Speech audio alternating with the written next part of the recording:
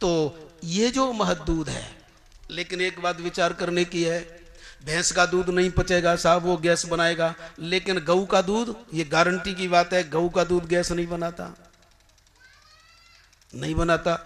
फिर बोले बनाता नहीं, ये सुपाच्य है। दूसरे ये द्रव है।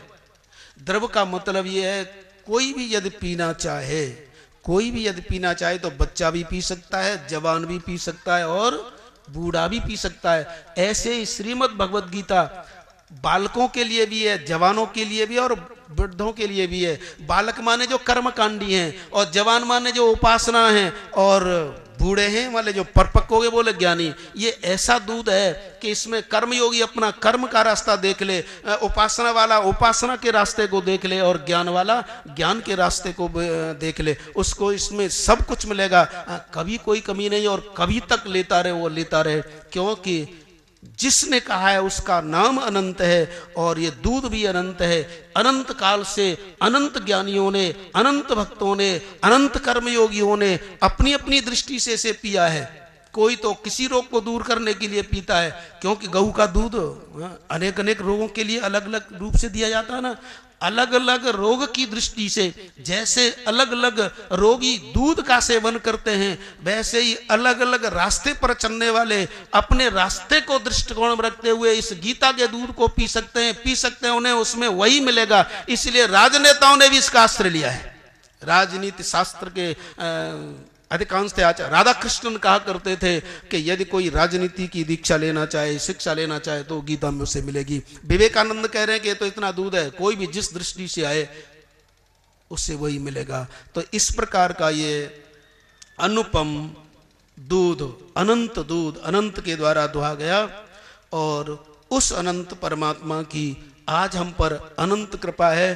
कुछ दशमी भी है, कुछ एकादशी भी है, और वास्तविक गीता जयंती तो कल है, लेकिन आज से लग गई साहब। अरे हमारी तो गीता जयंती जब है, जब मनाने लगे तो भगवान का कृष्ण जब हो जाए, जन्म हो जाए तभी है। इसलिए कल से 6 दिन हम, क्योंकि जैसा भगवान की प्रेरणा हुई, आपसे निवेदन किया कि गीता में यहाँ 6 दिन पर हम विचार करेंगे कि जन्म कर्म च में दिव्यम एवं यो वेत्ति तत्वतः त्यक्त्वा देहम पुनर्जन्म नेति मामेति सोर्जुन, कि मेरे जन्म और कर्म दिव्य हैं। तो भगवान का अवतार क्या है, क्यों होता है, अवतार तत्व क्या है, ये श्रीमद् भगवद गीता के दृष्टिकोण के अनुसार। और ये प्रसंग है 4थे अध्याय के प्रथम श्लोक से लेकर के 9वें श्लोक तक। तो उसी के इर्द गिर्द फिर हम भगवान से विचार करेंगे। माँ गीता से कहेंगे कि हमें कृपा करो और हमारी बुद्धि थोड़ा समुज्ज्वल हो, जिससे कि हम समझ सकें। क्योंकि जैसे युद्ध क्षेत्र हुआ, दोनों ओर से सेना खड़ी थी, भगवान तो कह रहे थे, लेकिन सब लोग अपने अपने उसमें लगे हैं। अर्जुन समझ पाए, वैसे ही हम, हे प्रभु, आपके इस तत्व को समझ पाए। तो भगवान की बड़ी कृपा है, ऐसा संयोग बड़ा मुश्किल से मिलता है। वैसे ये जो दुकान चल रही है ना, ये तो साहब जौहरी की दुकान है। मेरे यहाँ तो आभूषण गीता की जो कथा है ना, ये तो जौहरी की दुकान है, इसलिए जौहरी की दुकान पर भीड़ भाड़ तो मिलेगी नहीं। ऐसा सोचो कि यहाँ भीड़ भाड़ इकट्ठी हो जाए, वो तो होगा नहीं, क्योंकि अब ये तो इनसे पूछो कितने लोग आते हैं। लेकिन इतना जरूर है, एक आ जाए वही काफी है।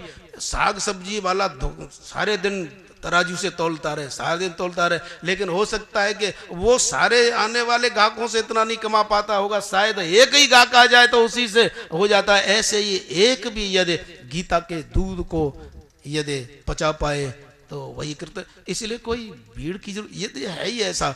इसलिए आओ, जौहरी की दुकान 6 दिन और चलेगी साहब। बोलो सच्चिदानंद भगवान की। और भगवान की कृपा रही तो ऐसा चलता रहेगा। ये बड़ा अच्छा हुआ, कैसे भी प्रेरणा हो गई। तो चौकड़ा भी गीता जी का चला, लोगों ने बड़ा उत्साह दिखाया, तो हम में भी वक्तापन आ गया। वैसे कहाँ था, वक्तापन का आवेश आ गया तो वहाँ भी।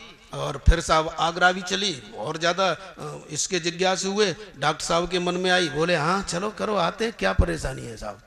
तो समय निश्चित हो गया और ऐसा लगता है आप सब आएंगे, समझदार हैं तो मन लगा रहेगा और विचार चलता रहेगा। तो 28 तक चलेगा। कल से वही 10 से 12 समय ठीक रहेगा। आज तो थोड़ा देरी हो गई, कोई बात है। और कितना परिवर्तन है? 11 से कर दें? चलो तो हमें क्या 11 कर दो, यहाँ क्या लेना देना है, 11 से हो जाएगा। लेकिन और ऐसा देख लो है, 11 से बढ़िया है।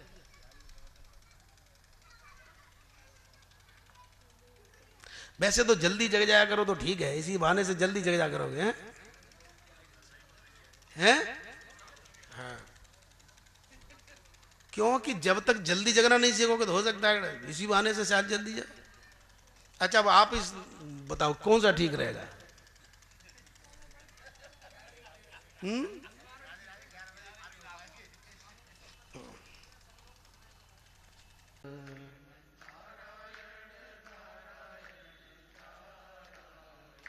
शिव नारायण नारायण नारायण,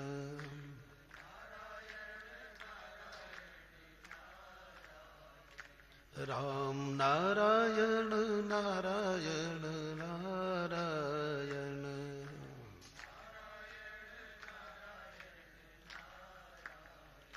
श्याम नारायण नारायण नारायण,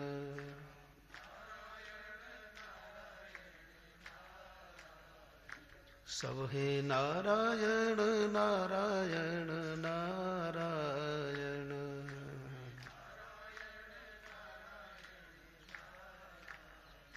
श्रीमन नारायण नारायण नारायण,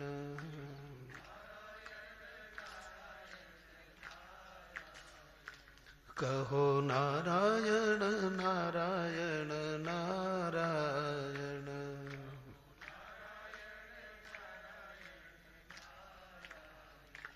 गावो नारायण नारायण नारायण,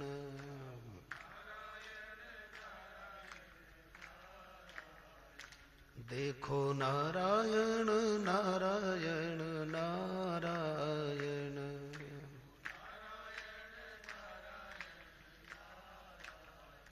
श्रीमन नारायण नारायण नारायण,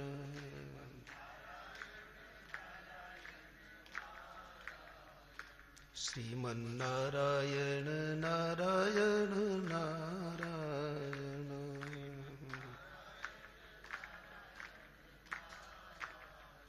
श्रीमन नारायण नारायण नारायण,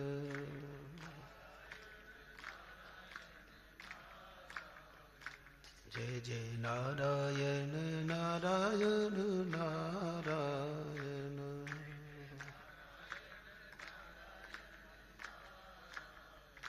बोलो नारायण भगवान की, गीता वक्ता भगवान की, सच्चिदानंद भगवान की, हनुमान जी महाराज की, गीता माता की।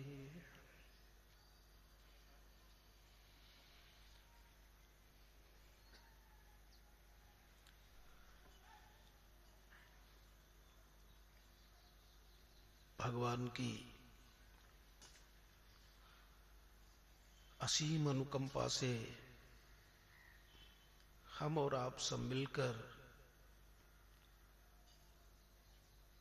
आज जैसा कि कल से इस सत्कर्म में तत्पर हुए हैं, ये भगवान की विशेष अनुकंपा है। क्योंकि उस अनंत परमात्मा के अतिरिक्त और कुछ हमें दिखाई देता है तो वह शांत और विनाशी है। लेकिन वह अनंत परमात्मा जिसकी दृष्टि में अपने अतिरिक्त और कुछ नहीं है, यद्यपि उसकी अनंत करुणा अनंत समय से, अनंत काल से अनंत काल तक सब पर अनवरत रूप से बरस रही है, किंतु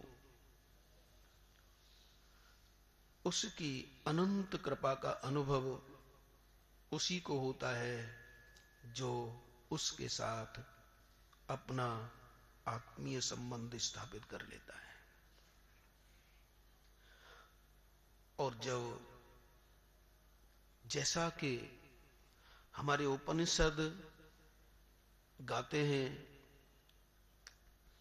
कि जीव का वास्तविक सखा परमात्मा ही है,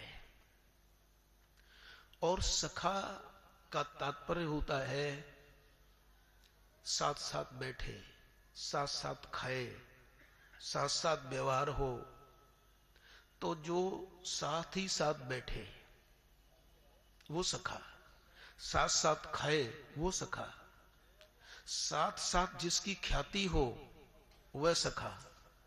तो इस दृष्टि से उपनिषद के इस सिद्धांत से यह निर्विवाद सिद्ध होता है कि जहां जीव है वहां परमात्मा है, और जहां परमात्मा है वहीं जीव है।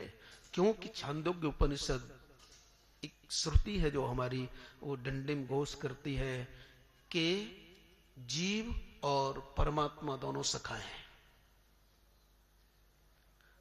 बड़ा ये तो प्रख्यात मंत्र है कि द्वा सुपर्णा सयुजा सखाया। वृक्ष तो एक ही है, और उस वृक्ष पर जीव भी बैठा है और परमात्मा भी, और दोनों ही कौन है? पक्षी। द्वा सुपर्णा सयुजा सखाया, दोनों ही पक्षी हैं और एक ही जगह बैठे हैं, एक ही जगह बैठे हैं, दोनों ही पक्षी हैं।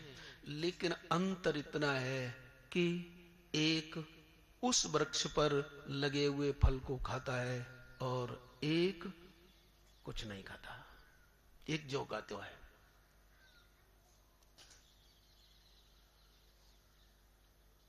दोनों मित्र ही।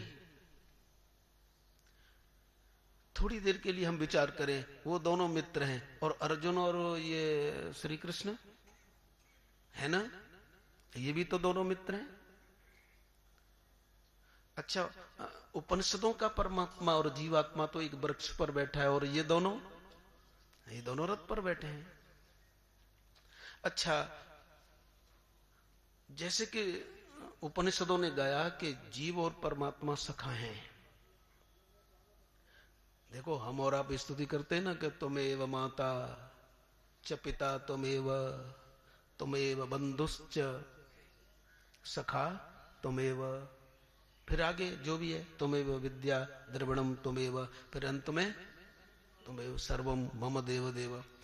लेकिन हमारे उपनिषद, ये जो मंत्र है ये पांडव गीता का है, ये तुमेव माता च पिता।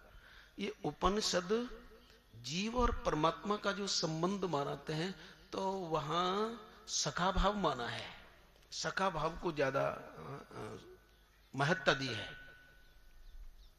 सखा भाव को महत्ता क्यों दी है? क्योंकि एक पिता पुत्र में भी कुछ छिपाया जा सकता है। हर एक बात आपस में वो नहीं करेंगे जो पिता और पुत्र में हो।